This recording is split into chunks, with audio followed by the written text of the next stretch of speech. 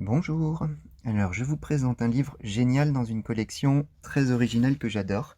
Il s'agit de Charles et moi, paru aux éditions de la Cabane Bleue, écrit par Emmanuel Grundmann et illustré par Giulia Vetri. Et la collection, ça s'appelle Mon humain et moi. C'est une collection de docu-fiction qui met en lumière les relations entre un animal et son être humain célèbre, une sorte d'être humain de compagnie, on pourrait dire, très célèbre. Euh, Car oui, dans Charles et moi, Charles n'est autre que Charles Darwin, le plus célèbre des naturalistes, qui, dans son ouvrage phare L'origine des espèces, a permis un pas de géant dans la compréhension du vivant. Et dans cette collection, vous avez également Wolfgang et moi sur Mozart. Alors, dans Charles et moi, Aglaé, une femelle poulpe commun, nous raconte son histoire et comment elle s'est retrouvée près de Charles sur le Beagle, c'est-à-dire le bateau sur lequel Darwin a fait la plupart des observations qui l'ont amené à décrire la théorie de l'évolution. Aglaé a une grande admiration pour Darwin et pour cause, il est un scientifique de génie qui permet de comprendre comment les êtres vivants petit à petit deviennent de mieux en mieux adaptés à leur milieu et leurs conditions de vie. Ils s'adaptent. Ainsi, nous apprenons dans ce livre énormément de choses très intéressantes. C'est la partie documentaire. Euh, et notamment, par exemple, c'est un exemple, mais que les pinsons, habitant des îles différentes, ces îles ayant des ressources variées et différentes, eh bien, ils n'ont pas le même bec, et que ces différences proviennent d'une sélection naturelle très lente, mais toujours très efficace, qui au fil du temps a permis à ces oiseaux, les mieux adaptés à leur milieu, de survivre et de procréer, et donc en sélectionnant les gènes les plus efficaces, on pourrait dire. Euh, sur l'île sur laquelle se trouve s'il y a beaucoup de graines, par exemple, eh bien, une sélection naturelle permettra petit à petit de sélectionner les pinsons au bec plutôt large et puissant, qui permettent de broyer ces graines. Au contraire, cette même espèce de pinson, euh, placée sur une île où le poisson abonde, développera petit à petit plutôt un bec long et effilé pour le rendre plus efficace pour la pêche. Bref, c'est un livre où l'on peut revivre la jubilation de Darwin lorsqu'il fait ses découvertes.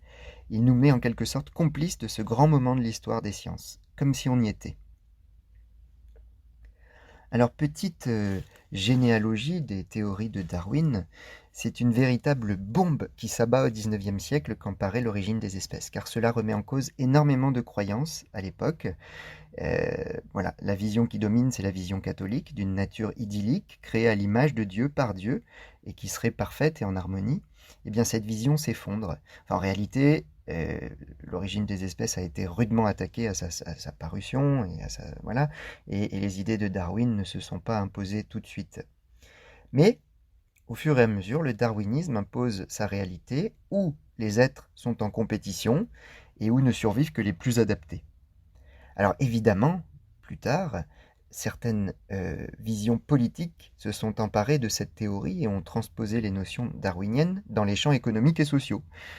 Et voilà, certains pensent qu'il faut laisser les humains en compétition acharnée et dans ces domaines, et que subsisteront les mieux adaptés au marché, ce qui, pour eux, est un idéal pour parvenir au bonheur. En réalité, euh, c'est oublier que Darwin a tout de même écrit que l'empathie et la coopération chez les êtres humains étaient des stratégies adaptatives pour permettre une meilleure adaptation au milieu de vie, ce qui n'est quand même pas pareil. Alors j'ai bâti une séquence pédagogique pour le cycle 3, composée de 5 séances et une évaluation.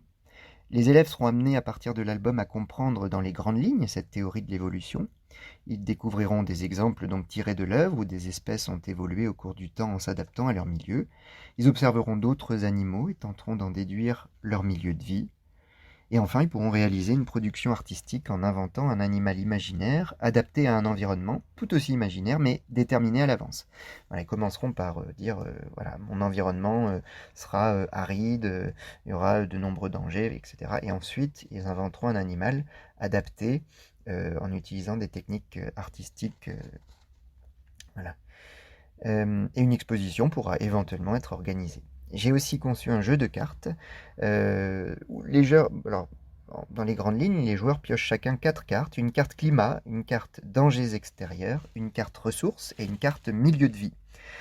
Et ensuite, ils doivent dessiner un animal qui serait le plus adapté possible à ce milieu, déterminé par les 4 cartes.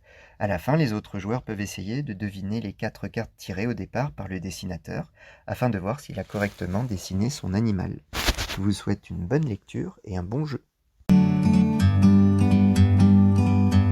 Like a bird on a tree,